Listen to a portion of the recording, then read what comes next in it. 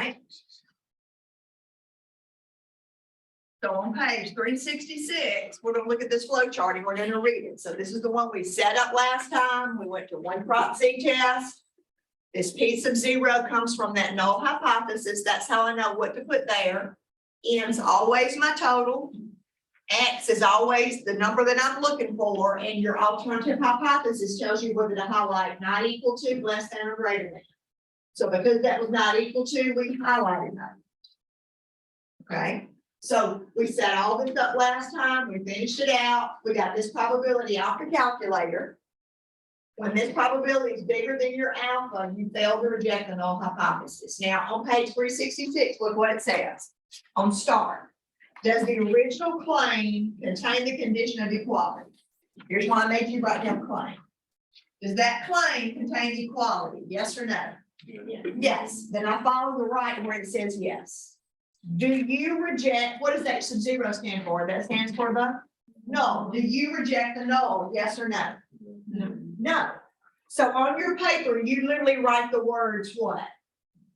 There is not sufficient evidence to warrant rejection of the claim that, and it's got a dot, dot, dot.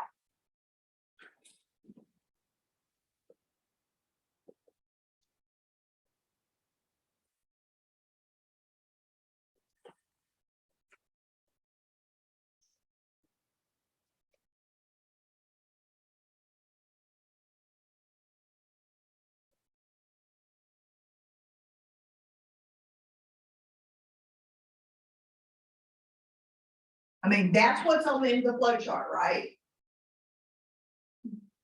Everybody with me so far? Now, when you get to the dot, dot, dot part,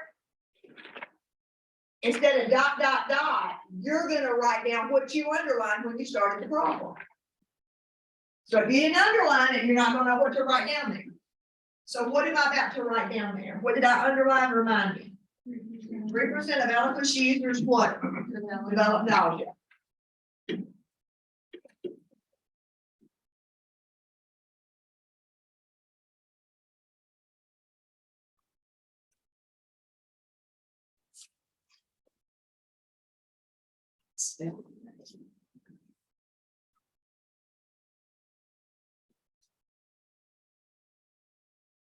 This English sentence is your final answer, but I will not take it if every one of those pieces is not on your paper. And everything that's missing, I'm gonna dig you for. Okay? Before this, so we have to memorize. Now, you can, what you'll have on your test, you'll have 3 things. You pick up that formula sheet the way you've always picked it up. What else are you gonna need to pick up? That chi-squared chart, and then the next thing you're gonna do is you're gonna pick up that flow chart. Okay? All right, is everybody okay with this? Are we good? All right, let's let you do one from start to finish. All right, and then I'm gonna show you what you're doing. Okay? Let's see, where's one?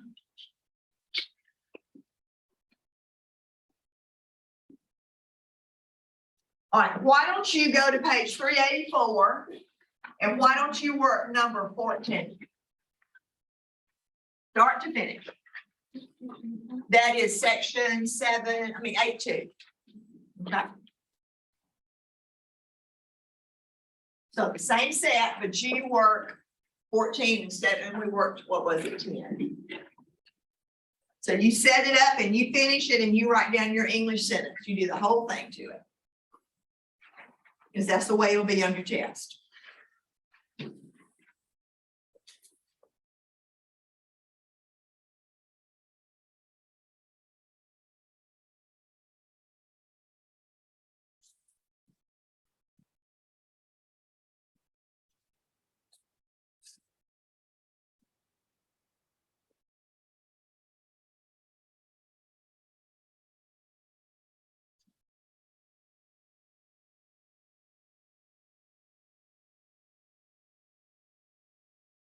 And so if you've forgotten, this right side of that board will help you. Where you going, what to do.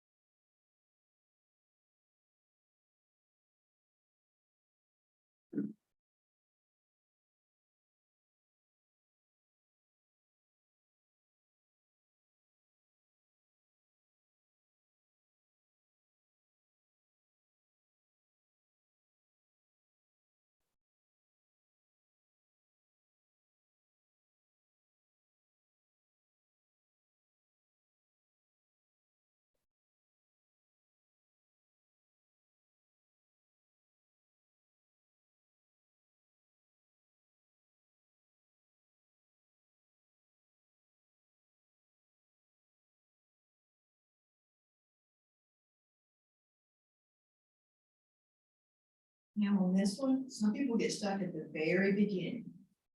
All right. What did you underline on number 14? What did you underline? Most medical malpractice lawsuits are dropped or what? Dismissed. Does it say anything about me? No, so it's got to be proportion percent, right? What does it mean when it says most? What does most mean? More than 50% or more than what? Half, whichever way you think about it. That's what most means, the majority. Okay, so what did you write on your paper? P what? Greater than what? 0.5. Could you put a half or put a 0.5? What? Sure, whichever makes more sense to you. Okay, what do I have next to that in parentheses? Blank. Now, if that's not true, what's my other statement? P is what? Less than or equal to what? 0.5. Now, when you turn to the back, what are they gonna have? P what? Equals 0.5. Remember, the author always changes the null to just equals. Some statisticians do that, some don't. Okay, but your author does. So when you flip to the back, I want you to understand that. On the test, I'll take either. Okay? Everybody good? Now, which one of those is the null, the top or the bottom? How'd you know it was the bottom one this time? It's got equal there. So that means by default, that would be alternative. Did you run a left tail test, a right tail test, or a two tail test? How did you know to run a right tail test? You looked at what? The alternative. If the alternative has greater than, you have to run something called a what? A right tail test. I'm going to explain in a second what that is. Does everybody understand that? How do you know whether to run left tail, right tail, or two tail? You look at the what? Alternative. And in your notes, it says if it's greater than, you run a right tail. If it's less than, you run a left tail. If it's not equal, you run a what? Two tail. It's in your notes, written on the board. Now, the way you used to remember it is it kind of points the direction. So to me, that greater than looks like it's pointing to the what? To the right, and sure enough, I'm running a what? Right tail test. Less than looks kind of like it's pointing to the left, and sure enough, I'm running a what? Left tail test. And if something's not equal, what would something not be equal? Is it be less than or what? Greater than, which means to be pointing what? Two directions. Two tail test. So whatever memory trick you have to use to remember that, but you've got to know. So is everybody okay on this setup?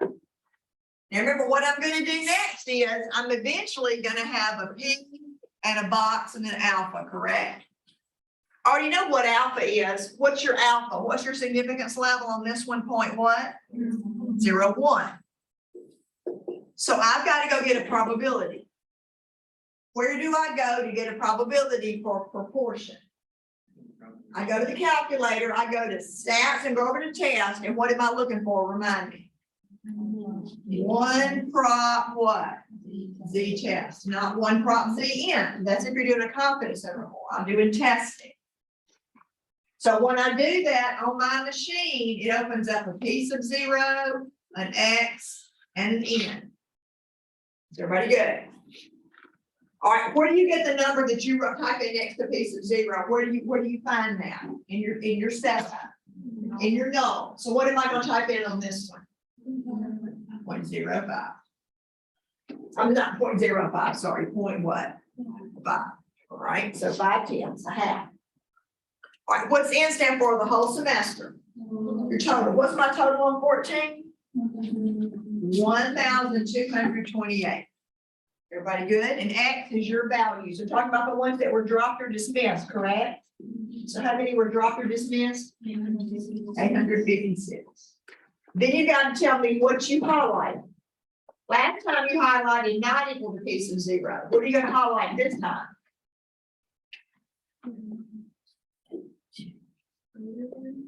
Where do I look? What does it say over there? Where do I look to see what to highlight? Alternative. So what's on my alternative? So what am I going to highlight? Greater than piece of 0. Okay. All right, so let me go type that in mine. All right, so I've got I've got 856, I've got 1,228, and I'm highlighting greater than this time. And I go down to calculate. Now, why would it be ridiculous to type down 1.1? How do I know that can't be right? It's bigger than 1. This is a probability. So when I look out there, what does yours say? E what? Negative what? 43. What does that mean? That decibel is really 43 places to the what? Left. So do we understand how many zeros does that mean there's gonna be? 42 before I get to that number. So what is this? Less than, greater than, or equal to? It's ridiculously less than.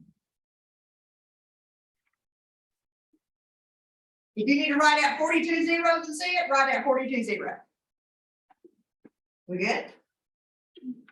Now, what do I do if P is less than alpha? Where should it better say this somewhere on your paper? What are you going to do? Reject or fail to reject? You're going to reject the nulls. So I'm rejecting that null hypothesis. What's my last step? I go to page 366 and I look at that flow chart. All right, here's what it says. Does the original claim contain the condition of equality? Here's my claim. Does it contain equality? Yes or no? This time what? No. So I follow no. Did you reject the null? Yes or no? What? Yes. So what do I really write on my paper? There is sufficient evidence to support the claim what? There is sufficient evidence to support the claim that, now what do I do when I get to the ... part? I go back and I write down what I underlined when I started. What did you underline when you started? Most medical malpractice lawsuits are what?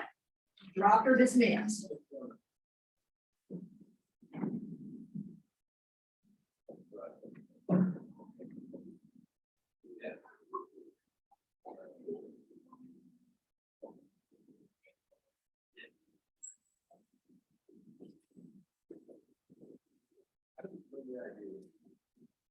And that is your final answer. But if I don't have every one of those other pieces, I'm gonna count off for every single piece that's missing. Okay, so is everybody understanding what I want and how to do it? Are we good? Now, let me explain what's happening. And then we're gonna go work one with me. All we're gonna do differently on mean is you're not gonna go to one prop Z test because you're not testing a proportion. You're just gonna go to a different test, but you're gonna do the same thing. You're gonna set it up. You're gonna get a probability. You're gonna compare it to an alpha. You're gonna reject or fail to reject and use the flow chart. Same process. All right, here's what's happening. I'm gonna raise me leave this right here for a second. Now I'll come back. All right. If I've got a normal curve,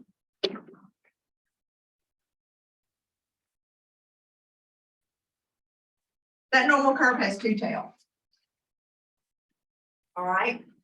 Now, what we did before was when I did one by hand back in chapter 6, I got alpha by saying 1 minus my confidence level. Do you remember that?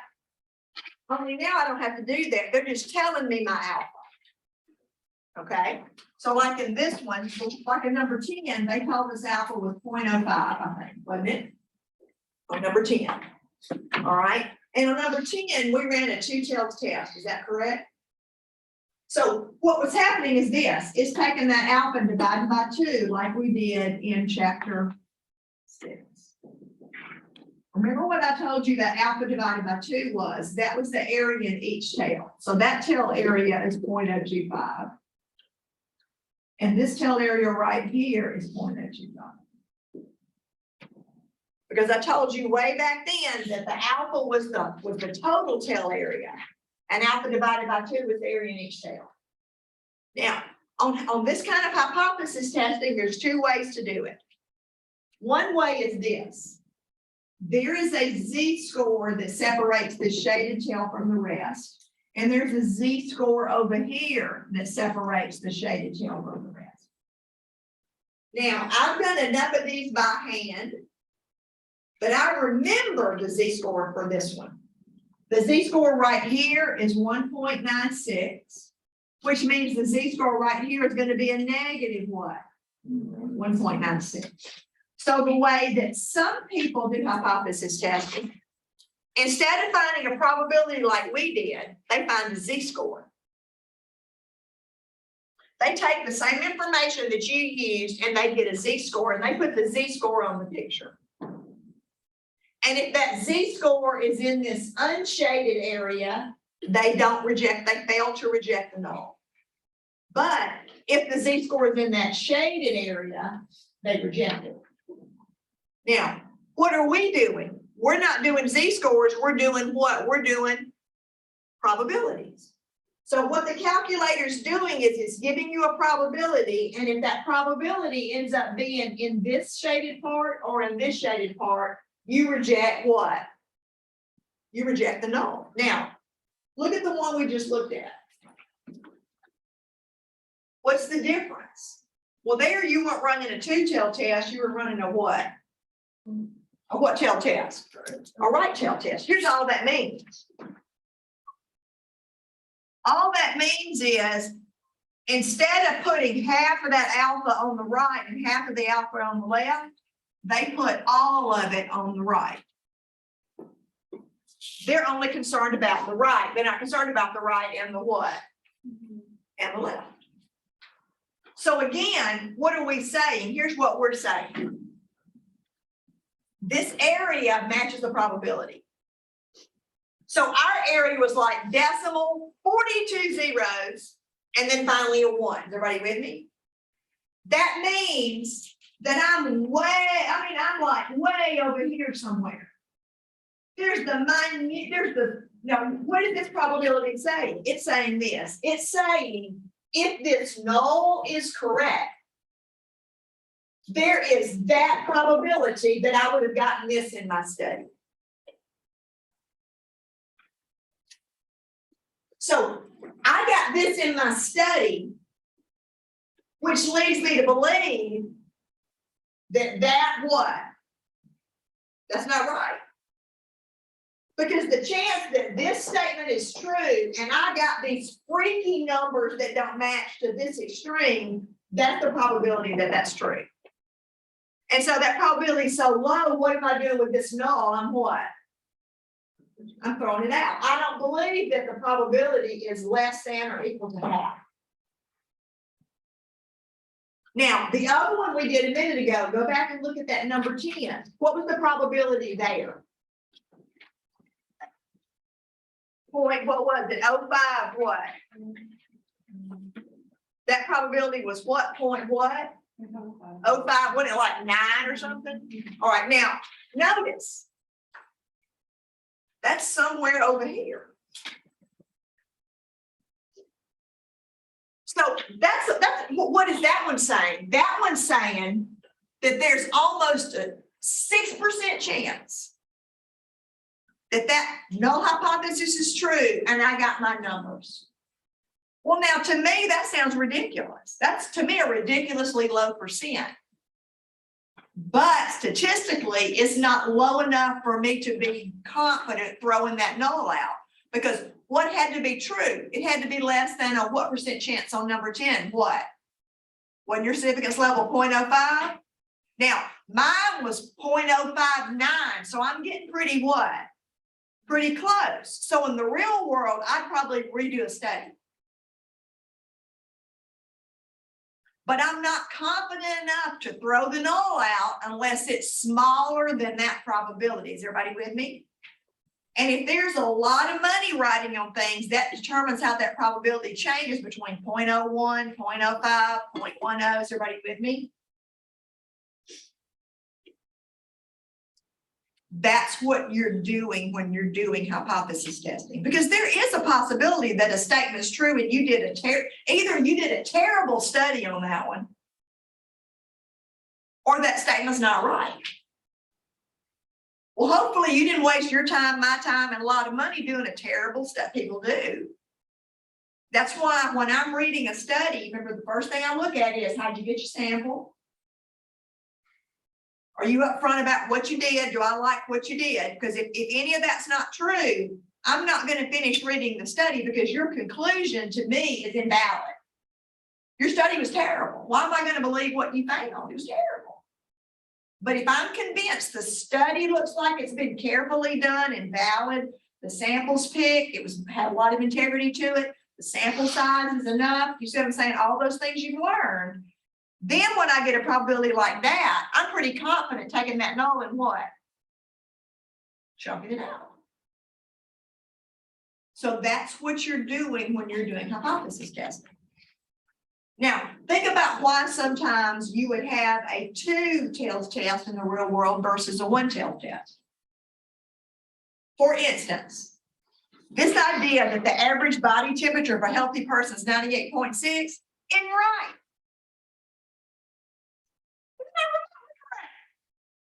We keep using it. That study's like 100 years old based on some adult males about 18 no. But see there, I think the average body temperature is what? 98.6. So I need to know if it's really a little less or a little what? More. So there, I'm worried about both ends of the spectrum, like a 2-tailed test. Is everybody with me?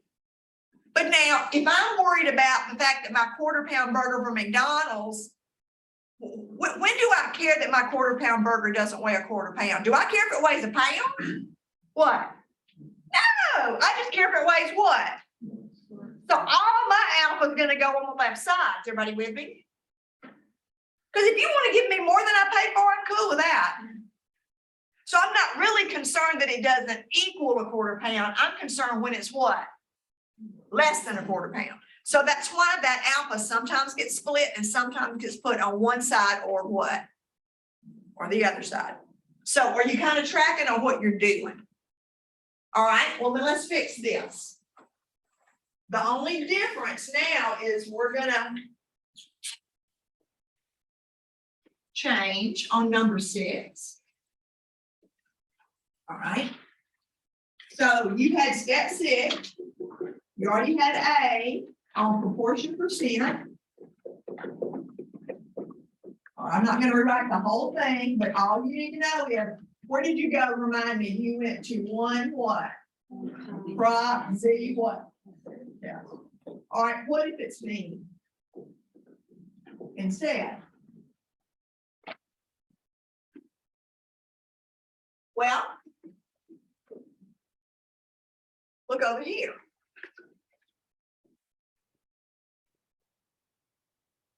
When you did a confidence interval for me, you had 2 choices. Do you remember what they were? T what? Interval or what? Z interval.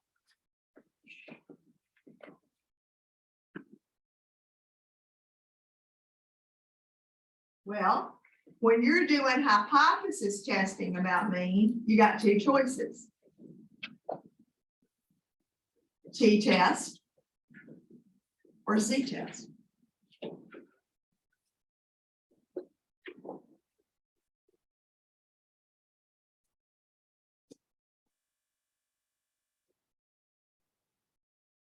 So I want you to notice they match. Is everybody with me?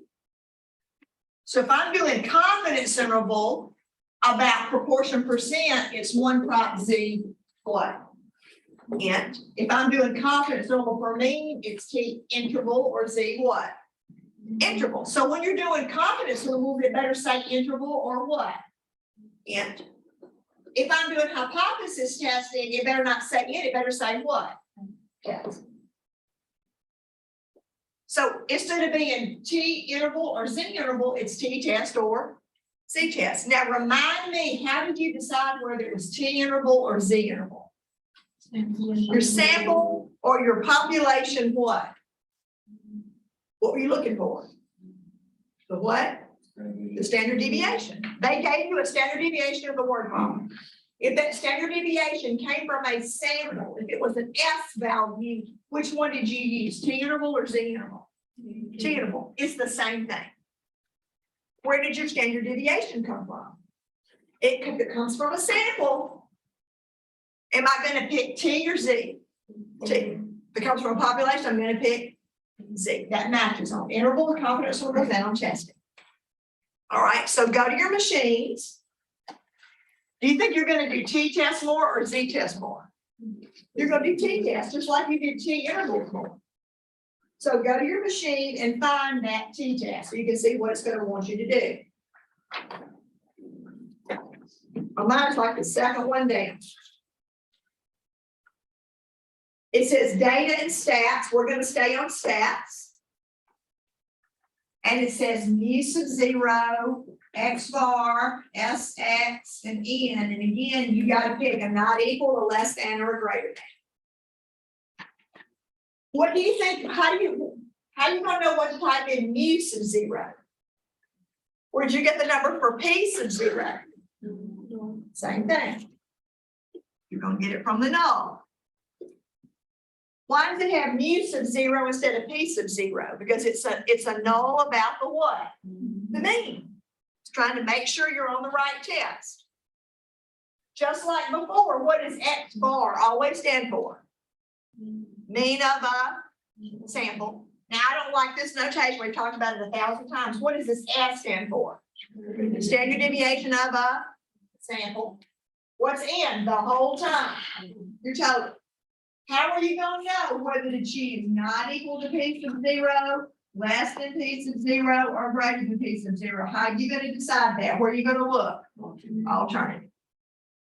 And then you're going to hit calculate and you're going to get a p-value just like you did before. So the process is the same. All right, is everybody tracking with me? Couldn't be easier.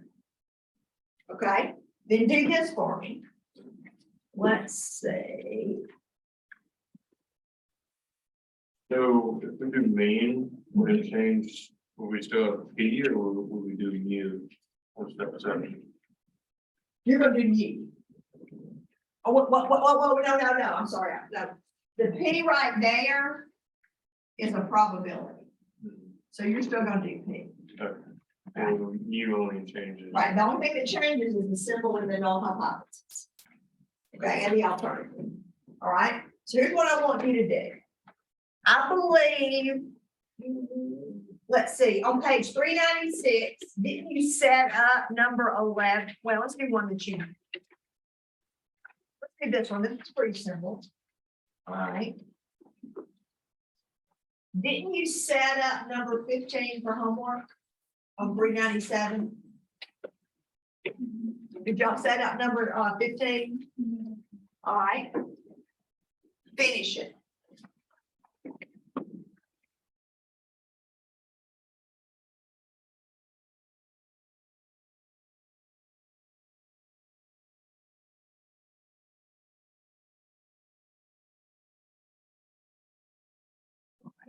Page 397. Now, if you didn't set up 15, then you got to do it from start to finish. Or if you've already got it set up, just finish it.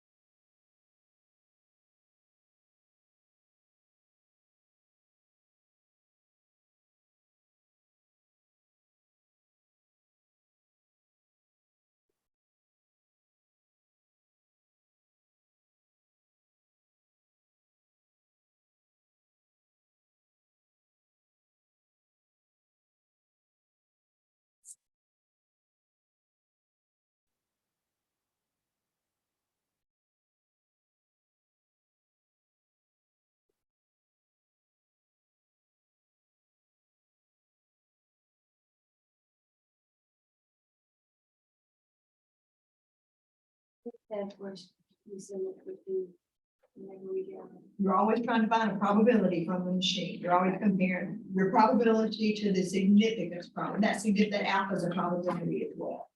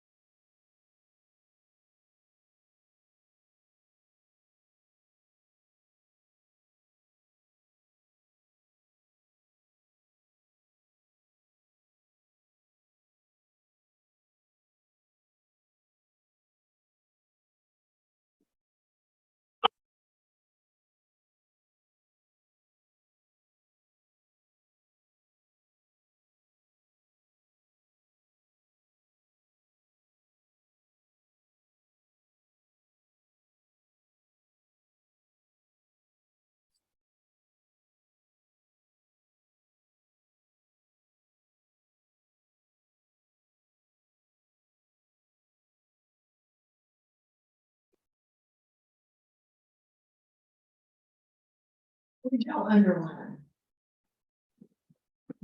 The what? The mean change in LDL cholesterol is what?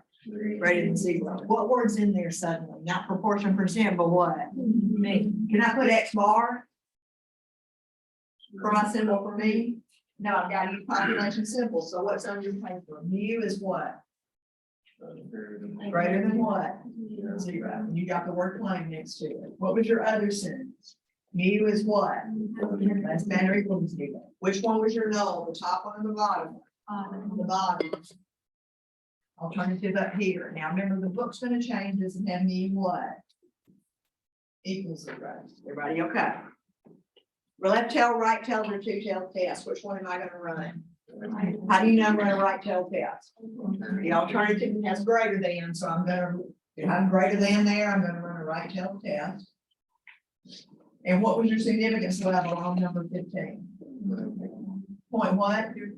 0.05. That should have been done for today. That was your setup. So what you learn now is you've got to go get a probability. You've got to compare it to that alpha. You already know what alpha is. It's point what? So if there's less than a 5% chance, you're going to reject the null. If it's not less than a 5% chance, you fail to reject the null. So where do I go to find this probability if I'm doing mean? Either what? T-test, or what's my other possibility? Z-test. How do I decide between the two? Standard deviation. Where did the standard deviation number 15 come from? They give you a standard deviation of 21. Where did they get that? That standard deviation of 21 came from what? Those 49 subjects that were treated with raw garlic. It came from a study. Is everybody with me? So is that an S or a sigma? It's an S. So which one am I gonna have to use? I'm gonna have to use this t-test.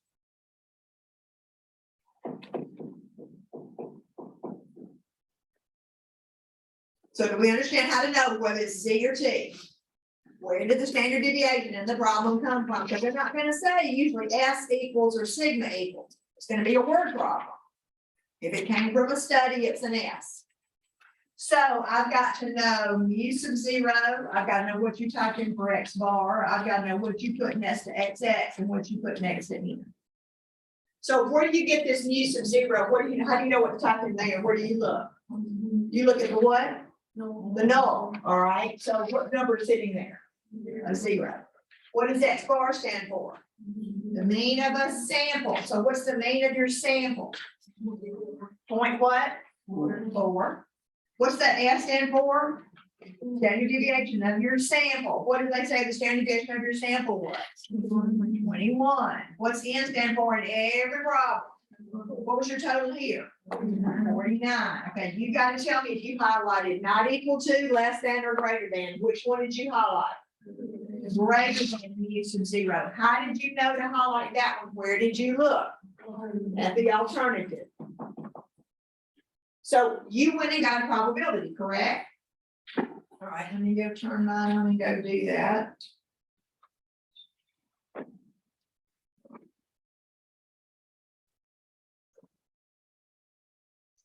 What did you get for your probability? Point what? Would y'all get point what? 4.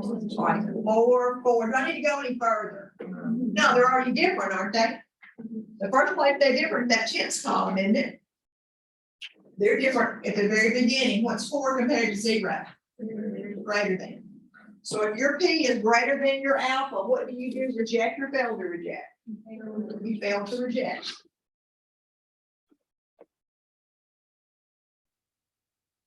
Now, am I completely finished? No, I've got to go to page 366 and I've got to use that flow chart. So it says start. Does your original claim contain a condition of equality? Yes or no? No. So I go to the left on the no. Did you reject the null? What? Yes or no? No. So what's on your paper? There is not sufficient evidence what? To support the claim.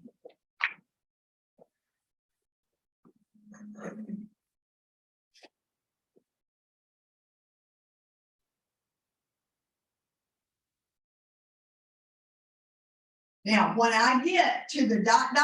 part, what do? I go back and write down what I underlined. So what did you underline in that one? That what? The main change.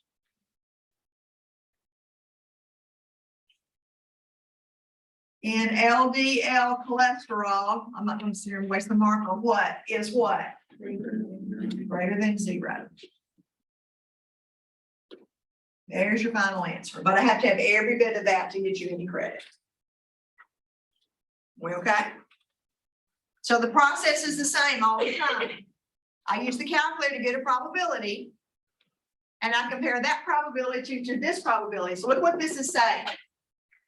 This is saying there's almost a 45% chance that that null is correct, and I got that.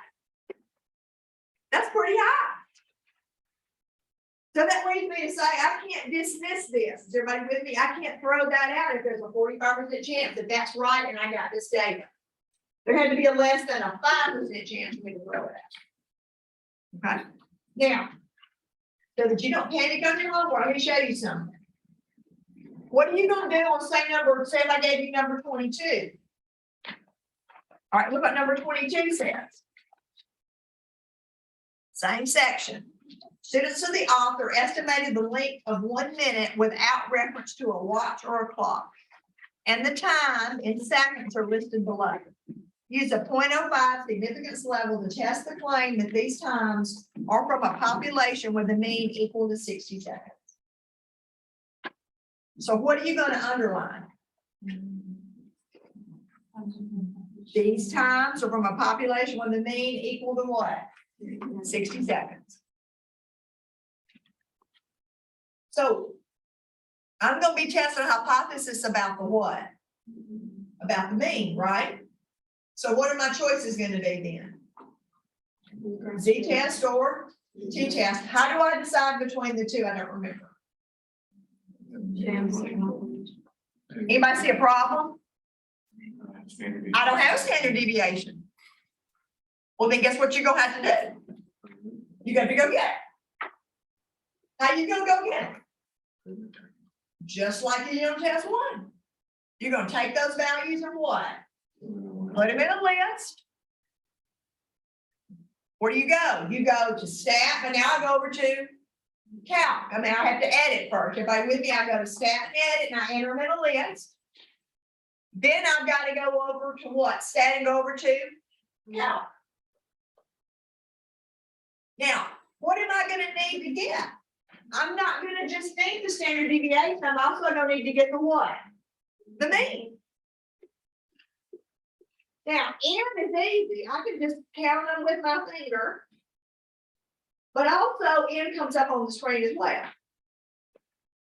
But I've got to go get these three values that they just gave me on number 15. They don't give them to me on number 22, but I'm perfectly capable of getting them myself. We've been doing that all semester, so we can't forget what we've already learned. Now, when I get this, what does that symbol stand for? Standard deviation of samples. Everybody with me? Because where did those numbers come from? They came from a study, right? Now look at one thing just in case. Go to stats and go over to test. And go down to Z-test. This drives me insane. But obviously, we're not programmed by the same person. It wants the same information, but it's not in the same order. That's how I know the same person didn't program. It's got mu sub 0, but what does it have next under Z-test? It's got what?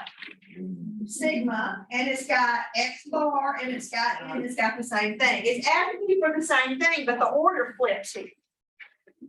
What does sigma mean? The standard deviation of it's trying to help you out here. If you don't have the standard deviation for a population, why do you want this screen? If you don't have the standard deviation of a sample, why do you want this screen? But it wants the same thing. Null, total, mean, and what? Standard deviation. Where's your homework in it? How to get that?